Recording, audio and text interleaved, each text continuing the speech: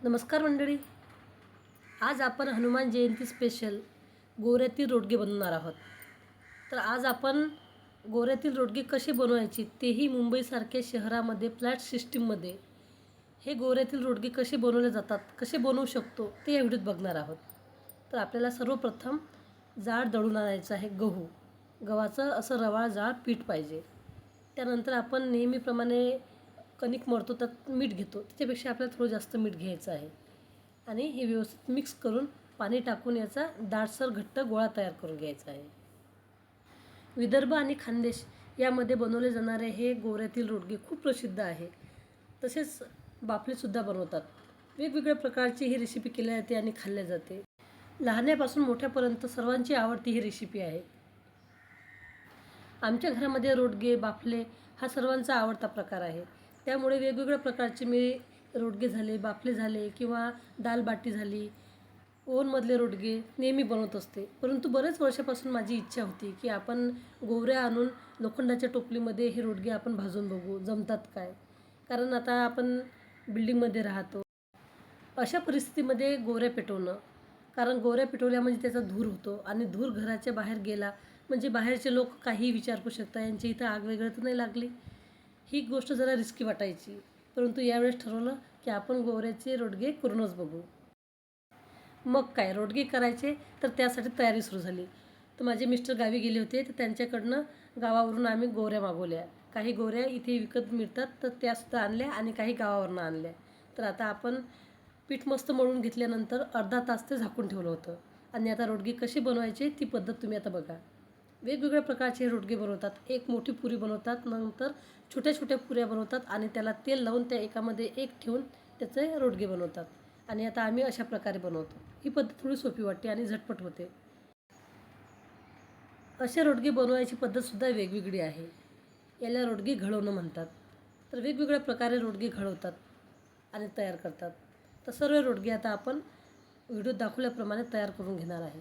आणि जे आता आपण असं त्याचे लेयर केले वेगवेगळे, तर ते भाजल्यानंतर आपण जेव्हा रोडगा फोडतो, कापतो, तर वेगवेगळे लेयर त्याचे तयार होतात आणि कच्चेही राहत नाही. तर अशाच पद्धतीने परत मी तुम्हाला दाखवणार आहे ते रोडगे कसे बनवायचे आहेत, तर ते तुम्हाला दाखवणार आहे. तर सर्व जेवढं पीठ आहे त्याचे आम्ही आता सर्वप्रथम रोडगे तयार करून घेणार आहे.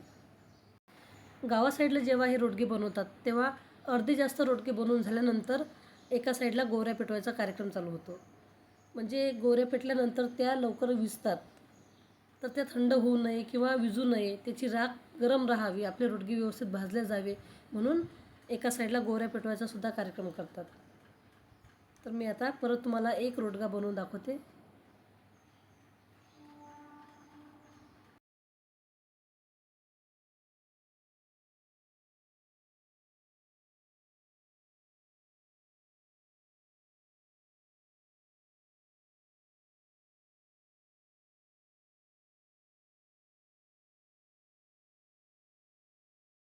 ही पद्धत खूप सोपी आहे आणि झटपट होते आणि जे आपण गुंडाळतो त्याचे मस्त लेयर तयार होतात.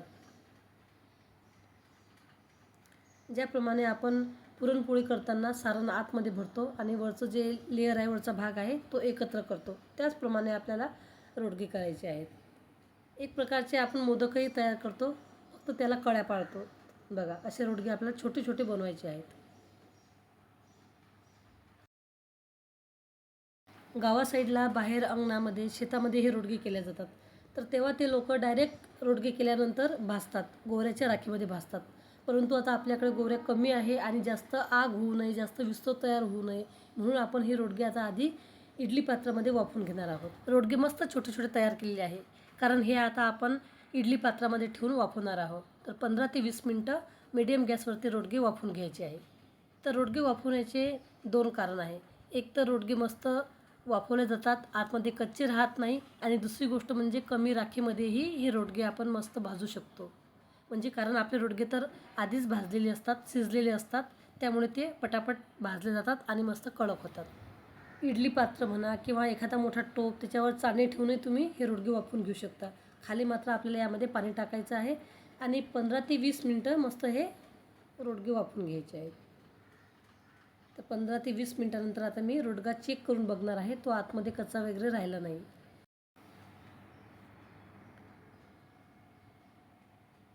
15 ते 20 मिनटामध्ये रोडगे मस्त आपले मीडियम गॅसवरती वाफवून झालेले आहेत. तर ते लगेच काढून घ्या.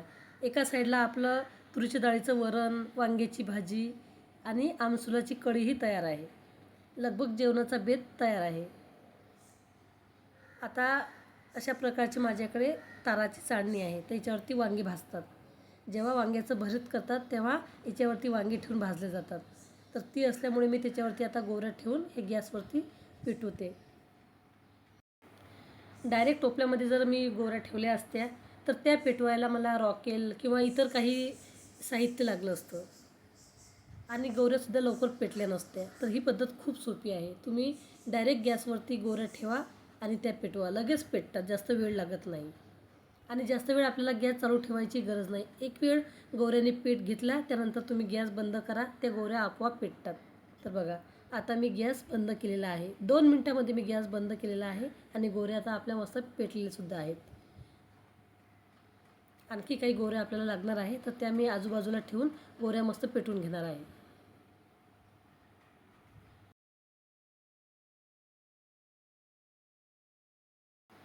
सर्व गोवऱ्यांनी मस्त पेट घेतलेला आहे.